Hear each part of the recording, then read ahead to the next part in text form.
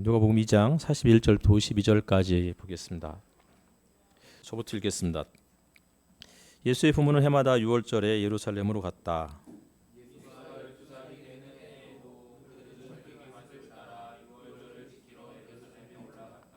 그런데 그들이 절기를 마치고 돌아올 때 소년 예수는 예루살렘에 그대로 머물러 있었다. 그의 부모는 이것을 모르고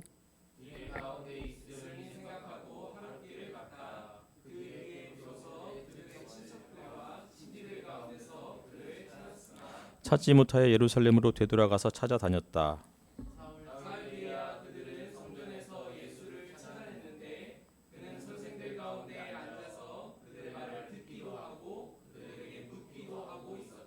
그의 말을 듣고 있던 사람들은 모두 그의 슬기와 대답에 경탄하였다.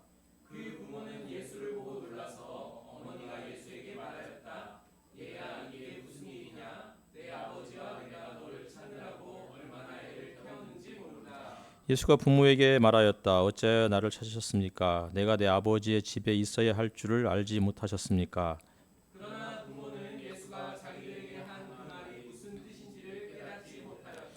예수는 부모와 함께 내려가 나사렛으로 돌아가서 그들에게 순종하면서 지냈다. 예수의 어머니는 이 모든 일을 마음에 간직하였다.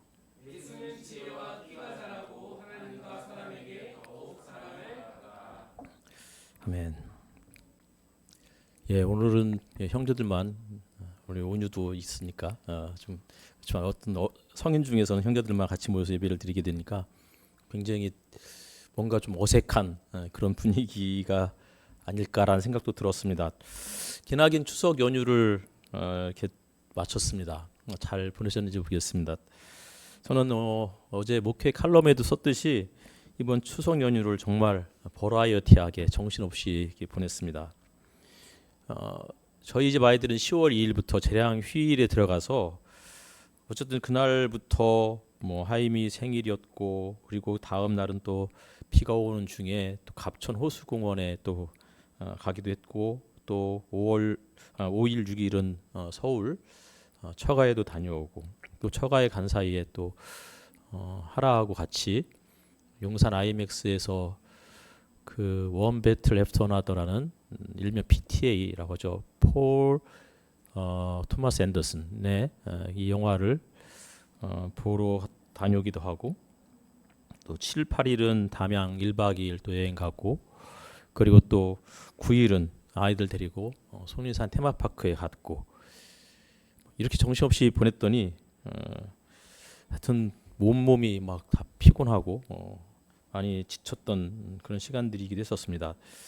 손인산 테마파크에 가서서는 사실은 저는 아이들과 함께 짚라인을 좀 타고 싶었는데, 왜냐하면 이게 뭐 전국에서 가장 긴 뭐 짚라인이다 이런 얘기가 있어서, 근데 생각보다 비싸기도 했고, 그리고 또 아이들이 하임이나 성훈이 너무 어려서 반드시 보호자와 같이 타야 된다는 그런 그 글을 보고서는 그 핑계 삼아도 그냥 아이들이 좋아할 만한 것들만, 탈 수 있는 것들만 태워 보내고, 그리고 저는 이제 밑에서 시간들을 보냈었습니다.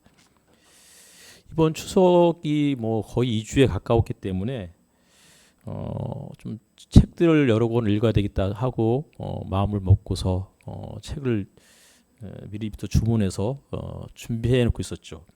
구병무 작가의 신작 절창, 그리고 이승우 작가의 사랑이 한 일, 그리고 김근주 교수님의 신간 제2성전기, 또 김용의 신부의 그 산티아고 순례길의 묵상집을 다룬 비아토르, 또 파울로 코엘료라는 연금술사라든지 이런 글을 써서 또 세계적인 베스트셀러 되었던 그 사람의 또 산티아고 순례의 여정을 담은 순례자, 이런 책들을 읽으려고 준비하고 있었고, 그랬는데 뭐 거의 금요일 저녁 때까지는 뭐 한 페이지도 읽지 못하고 시간을 보냈습니다. 그러다가 이제 금요일 저녁에 잠깐 피곤한 중에도 그냥 코엘료의 순례자를 조금 더 읽고, 또 김용의 신부의 비아토르라는 그 책도 한 절반 정도 보고, 그리고 이제 김근주 교수님의 제2성전기도 한 1장, 서론고 1장을 읽고, 이승우 작가의 사랑이 한 일은 이제 그 소설, 그 아브라함과 이삭에 대한 이야기인데, 그 중에서 이제 아브라함이 이삭을 그 모리아산에 그 바쳤던 창세기 22장의 내용을 다룬 그 부분을 오늘 설교를 위해서라도 다시 한번 읽으면서 시간들을 보냈습니다. 바쁘게 연휴를 이렇게 보내다 보니까 체력이 고갈되었고 또 마음도 지치는 일이 벌어졌습니다. 조용한 시간에 책을 좀 읽고 생각도 정리해야 했고 또 몇 줄이라도 글을 쓰고 그리고 음악을 들으면서 좀 묵상하고 기도하는 시간을 가졌어야 됐는데 그럴 여유가 없다 보니까 몸도 마음도 지쳐버린 것 같습니다.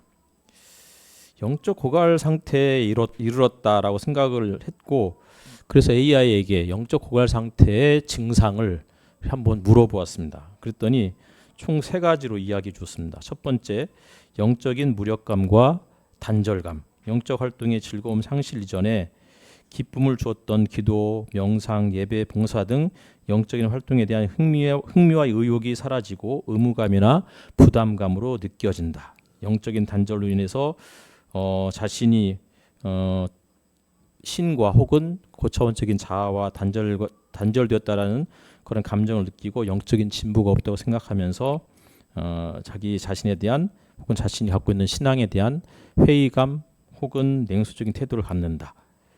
영적인 모임이나 사역을 피하려고 하고 심지어 신앙 자체를 떠나고 싶다는 극단적인 생각을 할 수도 있다. 이게 첫 번째였고 두 번째 증상은 정서적 심리적 증상인데 특별한 이유 없이 슬픔을 느끼거나 눈물이 나고 공허함, 허전함, 허무함 이런 감정들을 경험한다. 자신을 무가치하다고 여기거나 죄책감이나 혹은 절망적인 그런 생각들, 염세적인 그런 사고에 지배당한다. 영적인 생활에 대해서 해야만 한다는 압박감이나 긴장감, 분노, 원망을 느끼면서 또 일상적인 일에 대해서 혹은 영적인 루틴에 대해서 집중하기 어려워서 만사가 귀찮아지고 그리고 집중력이 저하된다.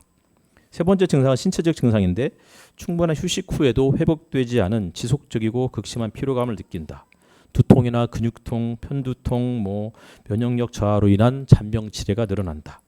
수면 습관이나 식욕의 변화, 스트레스를 해소하기 위해서 음식이나 알코올, 약물 등에 의존하는 경우가 생길 수 있다. 이런 식으로 대답을 했더라고요. 어쨌든 그 부분 이 증상들 중에서 아마도 저는 첫 번째 그냥 만사가 귀찮아지고 심지어는 어떤 모임이나 제가 해야 할 일들을 피하고 싶은 이런 증상이 나타난 것 같았습니다. 오늘 본문을 우리가 한번 들어가기 전에 지난주 혹은 그 전주 했던 그 본문을 다시 되짚어 보려고 합니다. 마리아와 요셉 두 사람은 예수가 태어난 지 8일 만에 그에게 할례를 행했고 그리고 태어난 지 40일째가 되었을 때에는 아기 예수를 데리고 성전에 올라갔습니다. 이게 이제 지난주 설교였죠. 저는 이 장면을 마치 베들레헴 근처 기란 여아림에서 그 언약궤를 찾아서 성소로 예루살렘 성소로 언약궤를 이동하는 다윗의 모습과 연결지어서 지난주에 잠깐 말씀을 드렸었습니다. 언약궤는 하나님의 임재 그 자체였습니다. 언약궤 안에는 말씀, 십계명이죠. 그리고 만나, 생명을 상징하는 만나, 그리고 권위를 상징하는 아론의 쌍난 지팡이가 들어 있었습니다. 이 언약궤를 지성소에 안치하면서 그러면서 그곳에서 하나님이 우리와 함께 하신다. 하나님이 우리 삶의 중심이 되신다. 이런 것들을 그들은 경험했고 그렇게 고백했습니다. 때로 언약궤를 블레셋에게 빼앗기기도 했지만 결국은 다윗 때 이 언약궤를 되찾아서 성소에 안치하는 이런 모습들을 성경을 통해서 우리가 익히 알고 있습니다. 수백 년 후에 하나님의 참된 임재가 다시 나타났죠. 베들레헴의 언약궤 자체이신 하나님의 임재 자체이신 예수 그리스도께서 성전에 들어오셨기 때문입니다. 언약궤에 만나가 담겨 있었던 것처럼 아기 예수는 생명의 양식으로 우리에게 오셨습니다. 언약궤에 율법이 담겨 있었던 것처럼 아기 예수는 율법의 완성으로 오셨습니다. 그리고 언약궤의 덮개, 속죄소죠. 여기는 피가 뿌려져 했던 것처럼 아기 예수는 자신의 피로 영원한 속죄를 이루신 분이셨습니다. 다시 말하면 마리아의 품에 안긴 예수는 이제 새 시대에 움직이는 성소, 바로 살아있는 언약궤가 된 것이다라고 지난주에 그렇게 말씀을 드렸었습니다. 언약궤가 성전에 안치되었을 때 하나님의 영광이 성전에 가득했습니다. 마리아가 아기 예수를 성전에 데리고 들어왔을 때 눈에 보이는 그런 화려하고 위엄 있는 그런 어떤 영광은 드러나지 않았지만, 그러나 아기 예수를 메시아로 인식했던 시므온과 안나, 두 사람에게는 하나님의 영광 혹은 하나님의 임재 그 자체였습니다. 시므온은 아기 예수를 품에 안고 내 눈이 주의 구원을 보았다 이렇게 찬양을 했고, 안나는 하나님께 감사하며 예루살렘의 구속을 바라는 모든 사람들과 함께 같이 이 아기에 대해서 이야기했다고 이야기해주고 있습니다.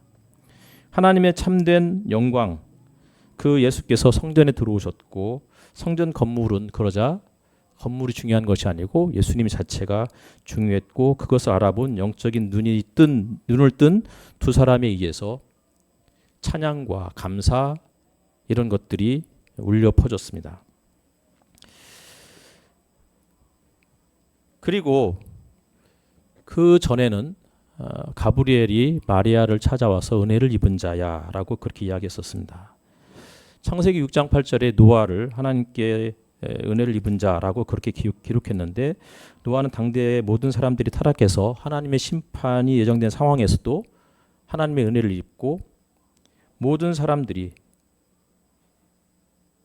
하나님에게 등을 돌리고 모든 사람들이 노아를 조롱하고 비난하는 한가운데서도 그는 120년 동안 묵묵히 방주를 짓는 그 사명을 감당했었습니다. 은혜를 입은 자는 세상의 유혹에 휩쓸리지 않고 심판 중에도 하나님을 의지하며 성실하게 주어진 일을 감당하는 사람이다라고 성경이 이야기해주고 있는 것입니다. 노아에게 은혜는 편안함이 아니라 120년간의 고독한 순종의 땀방울이었습니다. 하나님의 은혜는 우리를 세상으로부터 분리시켜서 하나님의 부르심에 전적으로 헌신하게 만드는 힘이 되었던 것입니다. 초대교회의 스데반, 그도 역시 복음을 전하다가 격분한 군중들에게 붙잡혀서 돌에 맞아 죽는 그런 잔혹한 상황에 처해 있던 사람이었습니다. 하지만 그런 상황에서도 그는 성령이 충만해서 하늘을 우러러보며 하나님 보좌 우편에 앉아 계신, 그러다가 서서 자신을 내려다보시는 예수님을 주목했습니다.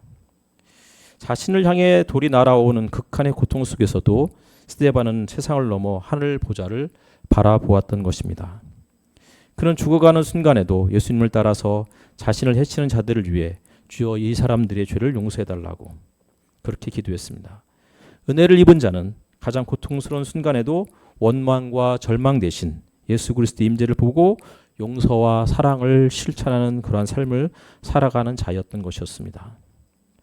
마리아 역시도 천사에게 은혜를 입은 자여 이런 극존칭을 들었습니다. 하지만 그녀의 삶은 평안함과는 거리가 멀었습니다. 남자를 알지 못하는 처녀의 몸으로 아이를 임신했다는 것은 당대의 율법 아래에서 가장 치욕스러운 모욕과 죽음의 위협을 감수해야 했음을 의미했습니다. 그녀는 평생을 사람들의 수근거림 속에서 살아야만 했습니다. 성전에서 시므온이 마리아에게 칼이 내 마음을 찌르듯 하리라 라고 그렇게 예언했는데, 이 예언은 훗날 마리아의 아들 예수가 십자가에 못 박혀 죽는 광경을 직접 목격하면서 성취되었습니다. 마리아는 가장 사랑하는 독생자를 잃은 지상의 가장 깊은 아픔을 몸소 경험해야 했습니다. 하지만 그 아픔이야말로 하나님 아버지의 사랑을 가장 가까이에서 이해할 수 있게 만든 통로였습니다. 하나님 아버지도 자신의 독생자를 내어주시는 아픔을 겪으셨기에 마리아는 그 고통을 통해 참된 사랑, 곧 희생과 내어줌의 사랑이 무엇인지를 깨닫게 된 그러한 사람이었습니다. 바울 역시도 온갖 고난과 박해 속에서 이방 땅에 하나님의 나라가 임할 것을 믿고 그렇게 나아갔습니다. 바울에게 은혜는 고난을 피하게 해준 것이 아니라 고난 속에서 흔들리지 않는 소망을 품게 하는 힘이었던 것이었습니다. 그러니까 진정한 은혜는 우리를 세상의 어려움에서 제외시키는 것이 아니라 오히려 진정한 참된 은혜는 노아처럼 성실하게, 스데반처럼 자신을 향해 돌을 던지는 가운데서도 그들을 용서하는 기도를 드리고, 마리아처럼 가장 깊은 고통 속에서도 사랑을 깨닫고 순종하게 만드는 하나님의 능력이었던 것입니다. 오늘 우리가 이 땅을 살아가면서도 이런 은혜가 필요한 것 같습니다. 우리의 삶을 고난이 없는 것으로 이끄시는 그런 은혜가 아니라 고난 속에서도 참된 하나님 나라의 사명을 감당하며 영원한 사랑을 깨닫게 하는 그러한 힘, 고난을 감수하며 순종하는 그러한 삶, 이것이 곧 성경에서 이야기하는 은혜를 입은 자의 삶이었고, 그것이 바로 하나님의 영광이 머무는 모습이었습니다. 이승우 작가의 이 사랑이 한 일이라는 이 소설에는 하나님께서 아브라함에게 이삭을 바치라고 명령을 하신 것이 결국은 사랑 때문이었다고 그렇게 서술하고 있습니다. 사랑하기 때문에 가장 소중한 것, 가장 소중한 사람을 하나님께 바치라고 명령할 수 있었다는 것입니다. 그러니까 단순히 하나님께서 아브라함이 자신보다 이삭을 더 사랑했기 때문에 질투심이 유발되어서 이삭을 바치라고 말씀하신 게 아니고, 아브라함에게 가장 소중한 것을 하나님께 드리는 그 행위 자체, 그렇게 그것을 명령하는 그 자체가 하나님이 얼마나 아브라함을 사랑하셨는지, 사랑하는 자에게만이 그런 명령을 내릴 수 있다고, 그렇게 이승우 작가는 그렇게 이야기하고 있죠. 그러니까 사랑하기 때문에 사랑하는 사람을 바치라고 명령할 수 있는 것이고, 사랑하기 때문에 그 명령에 순종할 수 있었다는 것입니다. 그러니까 아브라함이 이삭을 사랑했던 것처럼 하나님은 아브라함을 누구보다 사랑하셨고, 따라서 누구보다 사랑하는 그 아들 이삭도 하나님께서 가장 사랑하는 대상이 되었던 것입니다. 사랑하기 때문에 바치라고 명령하셨고, 사랑하기 때문에 모리아 산으로 길을 떠났으며, 사랑하기 때문에 다급하게 아브라함의 칼을 멈추게 하셨습니다. 결국 하나님이 얼마나 아브라함을 사랑하셨는지, 그리고 아브라함이 가장 사랑하는 아들 이삭을 얼마나 사랑하셨는지를 창세기 22장이 보여주고 있다고 이야기하고 있는 것이죠. 이해가 되시나요? 네. 사실 저는 그 부분을 예전에 읽고 이번에 다시 또 읽으면서 되게 헷갈리더라고요. 하나님이 정말 아브라함을 사랑하셨기 때문에 가장 사랑하는 이삭을 바치라고 했다는 자체가 한편으로 이해가 안 되면서 또 한편으로는 그럴 수밖에 없겠다. 가장 사랑하지 않는다면 가장 사랑하는 자를 바치라고 말할 수 없을 거라는 그 작가의 말이 정확하게 어떤 뜻인지는 100% 이해는 못할 수 있겠지만, 그러나 그런 뜻이겠구나라고 수긍은 했습니다. 마리아와 요셉이 아기 예수를 율법에 따라 성전에 봉헌한 행위는 가장 먼저 사랑하는 존재를 하나님께 내어줌으로써 그 사랑을 시험하는 행위였습니다. 이승우 작가가 아브라함과 이삭의 모리아 사건을 하나님이 아브라함을 사랑하시기 때문에 이삭을 바치라 하셨다, 이렇게 해석했듯이 마리아의 예수님의 봉헌 역시 하나님의 명령과 율법의 순종을 통해서 마리아가 하나님을 향한 그 사랑이 얼마나 크고, 또 동시에 하나님이 마리아를 얼마나 사랑하시는지를 드러내는 그러한 장면이라고 이해하면 좋을 것 같습니다. 마리아는 가장 사랑하는 아들 예수를 자기의 소유로 삼을 수가 없었던 것입니다. 아들을 하나님께 봉헌하는 순간 마리아의 어머니로서의 본질적인 사랑은 내 것이라는 소유욕을 포기해야만 했습니다. 그리고 이것은 자기 스스로를 혹은 자기만의 방식으로 행하는 그 사랑을 희생하는 것이고 포기하는 것이고, 어쩌면 스스로를 유축시키는 고통스러운 과정이었습니다. 가장 사랑하기 때문에 그분을 온전히 하나님의 것으로 인정하고 내려놓는 행위가 필수적이라는 것입니다. 소년 예수가 12살에 부모를 떠나서 성전에 머물러 있었던 것도 같은 맥락에서 이해할 수 있습니다. 마리아의 인간적인 사랑이 가장 크게 시험받고 유축되는 순간이었습니다. 마리아와 요셉은 예수님 그러니까 소년 예수였죠. 아들 예수가 함께 자신 나사렛으로 돌아오는 그 여정 중에 동행하지 않는다는 사실들을 하루가 지나서 깨닫게 되었습니다. 그리고 사흘 만에 아들을 되찾았습니다. 이들의 행동은 사랑이 대상을 찾으려는 본능적인 시도이자 예수를 평범한 아들로서 소유하려는 인간적 욕망의 발현이었습니다. 내 아들이니 내 방식대로 끝까지 내가 책임져야 되겠다. 이런 생각으로 정말 순수한 마음으로 아들을 찾아 나섰을 것입니다. 그리고 사흘 만에 아들을 만났을 때 부모를 향한 예수님의 대답은 마리아와 요셉의 인간적인 사랑 혹은 위축된 사랑의 한계를 폭로했습니다. 내가 내 아버지 집에 있어야 할 줄을 알지 못하셨습니까?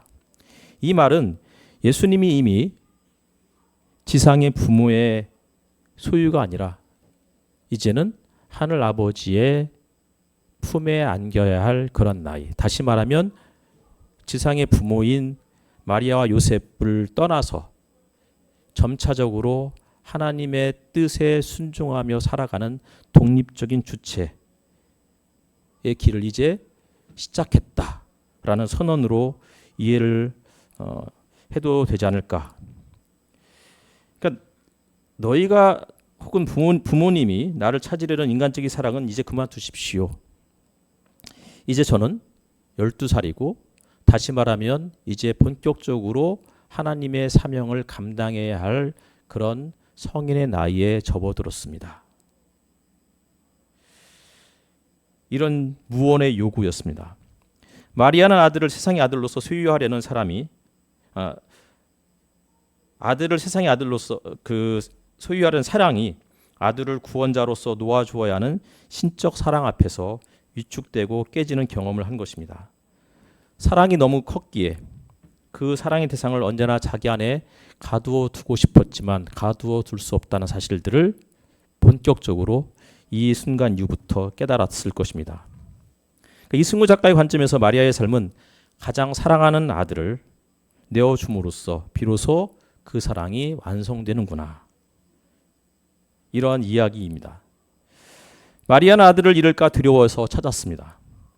그리고 결국 그 아들을 십자가의 고통의 그 현장에 모든 것들을 다 잃어버리는, 다 내어주는 그런 순간을 맞이하게 될 것입니다. 그러니까 시몬의 예언대로 칼이 마음을 찌르는 그런 고통 속에서 마리아는 비로소 자신이 사랑했던 그 아들이 온 세상을 구원할 혹은 온 세상을 사랑할 그러한 분으로 그렇게 승화된 것을 깨닫게 되어가는 것입니다. 마리아가 은혜를 입었다 혹은 하나님으로부터 사랑을 받았다. 이 말은 평생 동안 가장 사랑하는 이와 거리를 두고 그를 세상의 구원을 위해서 내어줄 줄 아는 고통스러운 순종의 과정을 겪는 그러한 시간의 시작이었습니다. 사랑이 스스로를 위축되게 만들었지만 마침내 그 위축을 극복하고 포기했을 때, 다시 말하면 가장 사랑하는 그 대상을 내려놓았을 때 그 사랑은 이제 개인적인 소유를 넘어서서 온 인류를 구원하는 그런 사랑으로 해방되었고 그렇게 완성되었던 것입니다. 사랑하는 것을 기꺼이 내어놓는 순간 인간의 소유욕은 무너질 수밖에 없습니다. 하지만 인간의 소유욕이 무너질 때라야 비로소 신적인 그런 영역에 그렇게 도달할 수 있습니다. 성경은 이 내어줌의 역사를 새 어머니와 한 아버지의 가슴 저미는 장면을 통해서 증언하죠. 마리아가 소년 예수를 성전에 두고 온 순간, 한나가 아들 사무엘을 성소에 바치고 그리고 그를 거기에 맡긴 순간, 그리고 아브라함이 이삭을 모리아 산에 세운 순간, 이 장면은 시공을 초월해서 사랑이 짊어져야 할 가장 무거운 순종을 노래하고 있는 것입니다. 한나의 태는 오랫동안 닫혀 있었습니다. 그러면서 그는 아들을 향한 그 절망이 절규로 바뀌었습니다. 그리고 마침내 사무엘을 낳았을 때 그 아들은 그 생명 그 이상이었습니다. 하지만 한나는 이 간절한 선물을 엘리 제사장에게 맡기고 성소에 두고 돌아왔죠. 가장 사랑하는 세상을 자신의 기쁨으로 소유하려는 인간의 본능을 스스로가 잘라버리는 행위였습니다.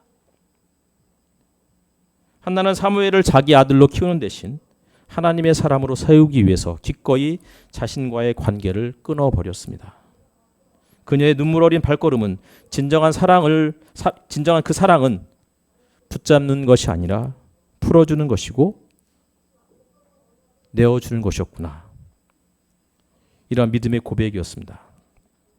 아브라함 역시 100세에 얻은 아들 이삭을 하나님께 번제로 바치라는 그런 명령을 받았을 때 아브라함은 사흘길을 침묵 속에서 걸어가야 했습니다. 이 침묵은 인간적인 고뇌의 절정이었습니다. 이삭을 향한 아버지의 사랑이 너무 컸기 때문에 그를 내어주는 행위는 곧 자신을 찢는 고통이었습니다. 이승우 작가가 통찰했듯이 하나님은 아브라함을 사랑하셨기 때문에 이삭을 바치라 명했고 이것은 아브라함의 믿음이 아니라 그의 사랑의 깊이를 시험하는 테스트였던 것입니다. 결국 아브라함은 칼을 들었지만 멈춤을 명을 받았습니다. 하나님은 그를 여호와 일의 축복으로 맞이하셨고 아브라함의 사랑을 인정하셨습니다. 이삭을 바치려 했던 아브라함 행위는 가장 귀한 것을 포기함으로써 가장 큰 것을 얻는 믿음의 아이러니를 완성하는 그러한 모습이었습니다. 마리아 역시도 소년 예수를 성전에 의도하든 의도치 않든 홀로 남겨두게 되었고 그리고 그 다음 장면부터는 이제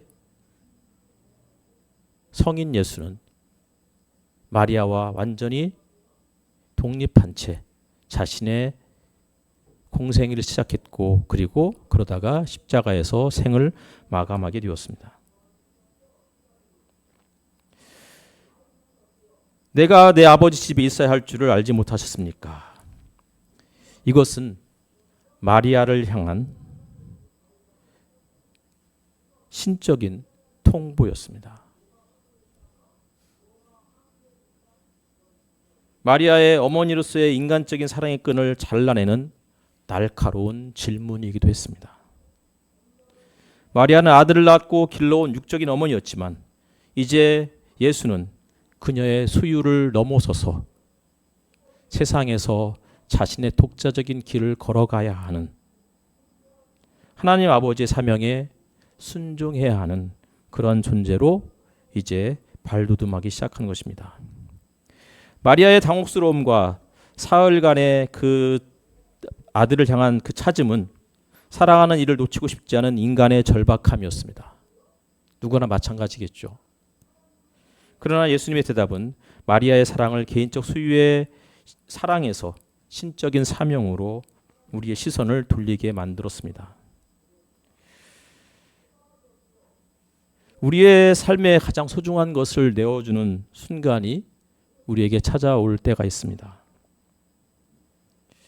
그리고 그것을 내어주는 그 순간, 그때부터 우리는 고통스러운 어느 때보다도 불안과 염려 그리고 고통 중에 혹은 외로움 중에 우리는 하루하루를 살아가야 할 수도 있습니다.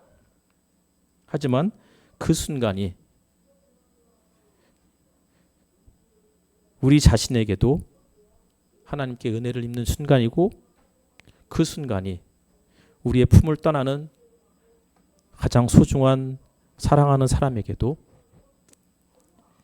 하나님의 은혜를 입고 외롭고 두렵겠지만 그 가운데서 하나님을 가장 깊이 만날 수 있는 그런 역설이 아닐까 이렇게 생각을 해보는 그런 설교 준비였습니다.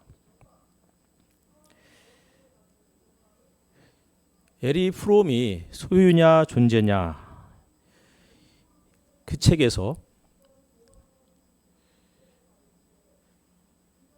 인간의 삶의 방식을 소유의 방식과 존재의 방식으로 구분해서 진정한 인간다움은 소유를 넘어서서 존재 양식을 추구할 때 실현된다고 그렇게 보았습니다. 아브라함의 내어줌 혹은 마리아와 한나의 그런 내어줌 이런 것은 어쩌면 프롬의 이야기, 소유를 넘어서서 우리의 가장 소중한 그 자녀를 존재 그 자체로 인정하는, 독립적 주체로 인정하는 그러한 모습으로 이해할 수 있을 것 같았습니다. 한나에게 오랫동안 소망했던 아들 사무엘은 한나의 여성적 정체성과 소원 성취의 가장 큰 소유였습니다. 아브라함에게 이삭은 하나님의 언약의 성취 그 자체였고 아브라함의 미래와 그 유산을 담보하는 소유였습니다.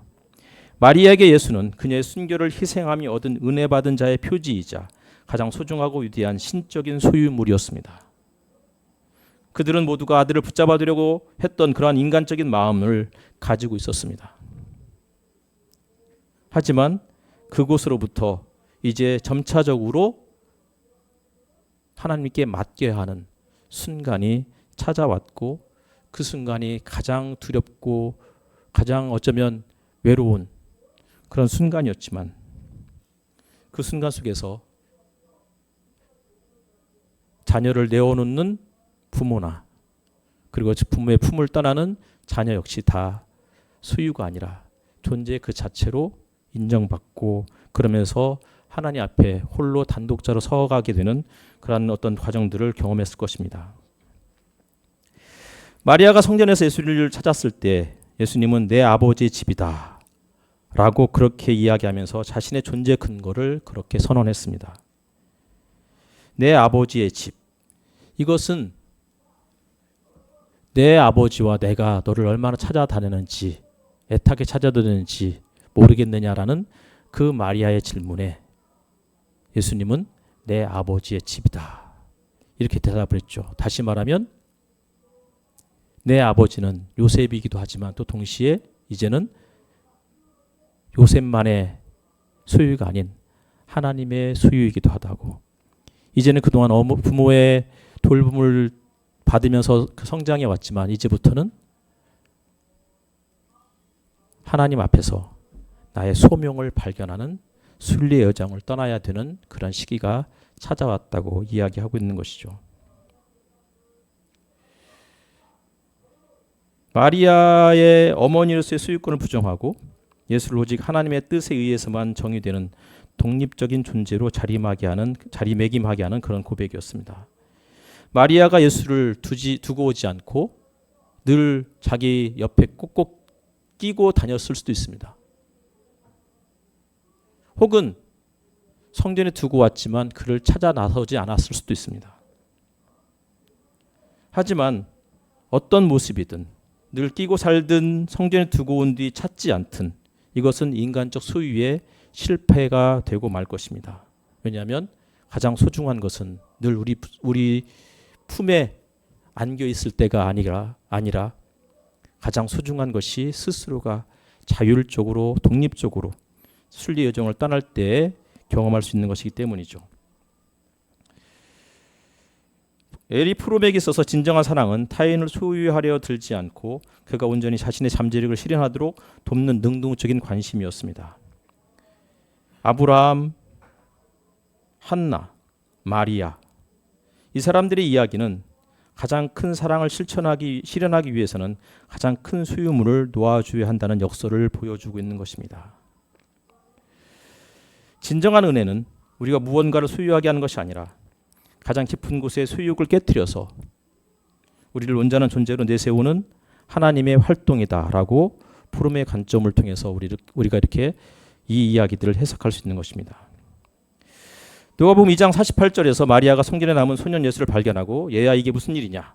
내 아버지와 내가 너를 찾느라고 얼마나 애를 태웠는지 모른다라고 말한 이 구절은 자녀가 부모의 품을 떠나 독립적 주체가 되어갈 때에 모든 부모가 경험하는 그러한 복합적인 상실의 고통을 표현하는 내용이었습니다. 이 고통은 단순히 아이를 잃어버린 당혹감이 아니라 자녀가 부모의 통제의 범위 밖의 존재임을 인식하는 데서 오는 근본적인 분리불안과 슬픔이겠죠.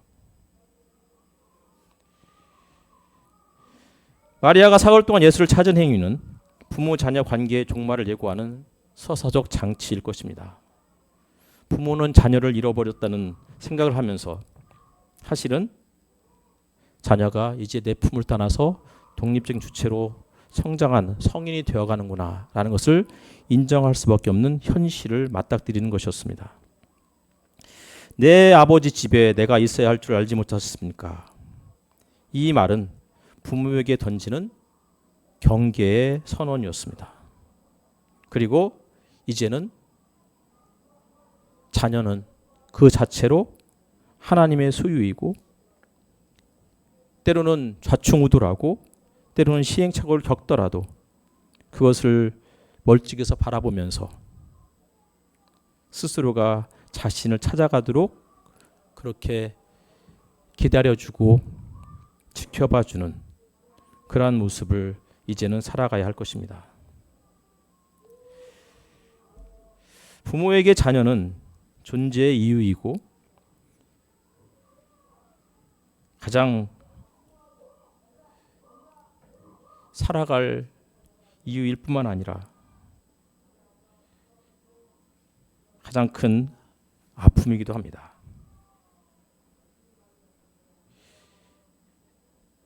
자녀의 잘못된 결정 혹은 그가 여러 가지 시행착오를 겪으면서 겪는 그러한 고통, 그런 것들을 지켜보면서 부모는 무력감과 그리고 권위 상실을 경험하게 됩니다. 아무것도 해줄 수 없는 부모의 한계, 그러면서도 자녀 없이 남겨진 그 삶에 대한 어떤 공허함, 내가 그동안 무엇을 위해서 살아왔는가라는 허무함, 혹은 나는 과연 누구인가 라는 정체성의 위기, 이런 것들을 부모 또한 경험하게 되는 것입니다.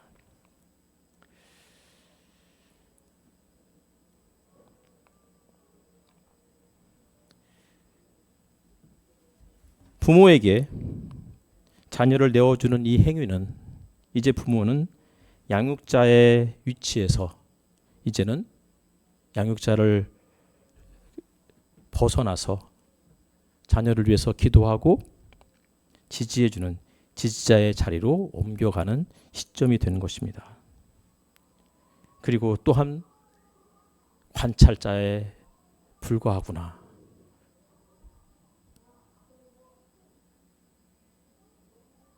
이런 것들을 스스로 인정해야 하는 그러한 시간들입니다. 어찌하여 나를 찾으셨습니까? 내가 내 아버지 집에 있어야 할 줄을 알지 못하셨습니까? 이 말은 12살 소년의 입에서 나온 말치고는 너무나 매정하고 단호하게 들릴 수밖에 없습니다. 자식을 찾느라 사흘 길을 근심하며 달려온 부모의 절박한 심정을 헤아리지 못하는 듯 그렇게 보이기 때문입니다. 하지만 이 단호함과 부모의 이해하지 못함의 이 간극이야말로 우리의 인간관계, 특히 가장 가깝다고 생각하는 부모와 자녀의 관계의 본질을 역설적으로 보여주는 것입니다.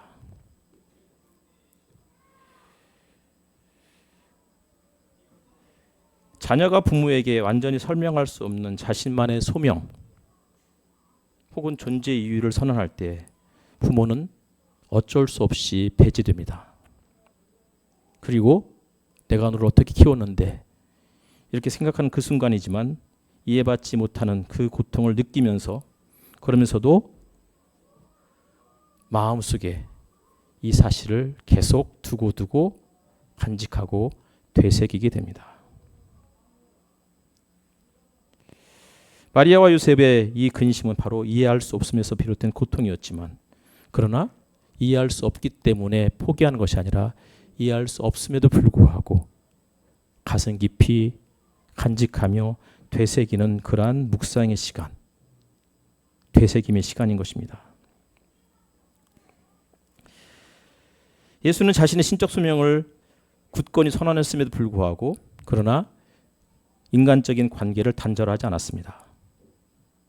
그들은 함께 성전을 내려와서 나사렛으로 향했고 그리고 그 후 대략 18년 동안 함께 같이 거하면서 각자의 삶을 그렇게 지지하고 응원해주는 그러한 시간들을 보냈기 때문입니다.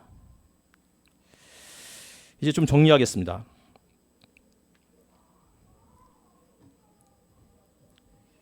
마리아가 마음에 든 것은 무엇이었을까요? 마리아는 아들의 말을 이해하지 못했습니다. 하지만 그 말에 담긴 신적인 권위와 소명을 거부하지 않고 수용하는 태도를 보였습니다. 이해를 넘어선 경외감을 마음에 품은 것입니다. 당장의 대답을 요구하거나 자신의 뜻대로 굽히려 하지 않고 오랫동안 그 의미가 무슨 뜻이었는지를 계속 곱씹으면서 기다리는 인내의 시간을 보내게 되었습니다. 불완전한 이해에도 불구하고 관계와 순종을 지속하는 힘으로써 마리아는 그 순간들을 간직했고 아들 예수 역시도 스스로 성인이 되는 그 시간이 찾아왔음에도 불구하고 서서히 자신을 하나님의 온전한 사람으로 드릴 때까지 함께 동행하며 같이 그 과정을 살아갔던 것입니다. 우리의 삶의 가장 깊은 관계도 이렇습니다. 우리는 배우자, 친구, 자녀의 가장 중요한 삶의 결정이나 내면의 가장 깊은 그런 고민들을 온전히 이해할 수 없습니다. 특히 자녀가 부모의 품을 떠나서 자신의 삶이라는 성전에 홀로 서기를 감행할 때 부모인 우리는 마리아처럼 근심하며 두려워하며 애타하며 사흘 길을 헤매는 그런 삶을 살아갈 수밖에 없습니다. 이 사흘이라는 숫자는 아주 상징적인 의미이죠. 아브라함이 사흘 길을 모리아산까지 이삭과 침묵하며 동행했듯 마리아가 사흘 길을 아들을 찾아 헤매듯 그리고 예수님이 무덤에서 사흘을 머물러 계셨듯이 그 사흘은 우리가 평생 두고두고 경험해야 할 가장 아픈 시간들일 것입니다.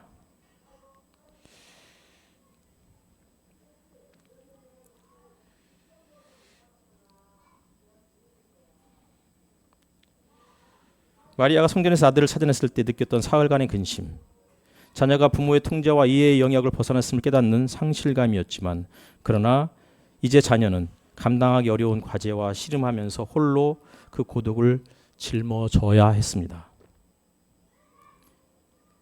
부모는 걱정의 눈빛으로 지켜보지만 도와주고 싶어도 그럴 수 없는 상황에 직면하게 됩니다. 이제 그 삶은 자녀의 몫이고 부모의 개입은 오히려 성장의 기회를 빼앗을 수 있는 것입니다. 그래서 어쩌면 2장 52절과 그리고 우리가 읽었던 본문 바로 앞구절인 2장 40절은 이 두 구절이 반복된 이유가 그런 것 같습니다. 요셉과 마리아가 40일 된 아기 예수를 성전에 봉헌하러 올라갔을 때 그리고 시므온의 이해할 수 없는 그런 이야기를 들었을 때 마리아는 그것을 마음에 새기고 성전을 내려왔고 나사렛에 돌아왔습니다. 그리고 이어지는 구절이 아기는 자라나면서 튼튼해지고 지혜로 가득 차게 되었고 하나님의 은혜가 그와 함께 하였다 라고 이야기하고 있습니다. 가장 아픈 순간, 가장 소중한 것을 하나님께 드린 그 순간 오히려 아기는 튼튼하게 자라갔고 그리고 지혜로 가득 차서 하나님의 은혜를 하나님의 사랑을 경험하는 그러한 시간이었다고 이야기하고 있는 것 같습니다. 그리고 2장 52절 역시도 성전에 두고 온 소년 예수 그 경험 이후에 예수는 지혜와 키가 자라고 하나님과 사람에게 더욱 사랑을 받았다 이렇게 이야기하고 있습니다. 가장 소중한 것을 하나님께 내려놓는 그 순간 하나님께서 그와 함께 동행하며 여전히 온전히 하나님을 찾지 못하고 길을 잃고 헤매는 그런 순간에도 하나님이 그를 끝까지 포기하지 않으시고 그를 지켜주시고 그가 순례의 여정에서 결국은 목적지를 발견할 때까지 하나님이 그를 지켜주시고 돌보실 것을 믿고 살아갈 때, 그리고 실질적으로 그러한 여정을 걸어갈 때 지혜와 키가 자라가며 하나님과 사람들 앞에서 사랑받는 존재가 된다는 것을 오늘 본문이 우리에게 이야기해 주는 것입니다. 기도하겠습니다.